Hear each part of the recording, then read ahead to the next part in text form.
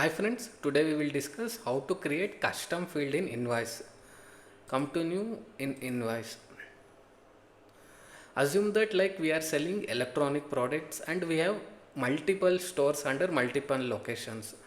So in order to improve our sales, we need to give incentive to our salesperson. So I need to capture the salesperson name while I am creating the invoice.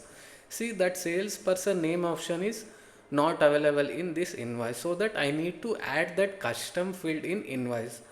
In today's video we will discuss how to add that custom field. Close this invoice, come to settings, select custom field under list.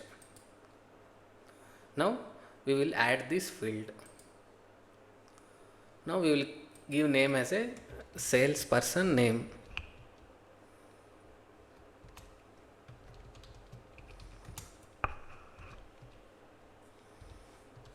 In data type we will select as a text and number, since we need to capture the text of salesperson name. And category is transaction. And select form is we will apply these custom fields in sales receipt, we will apply in invoice, estimate, we will apply in refund receipt also, and save. Now come to new, select invoice.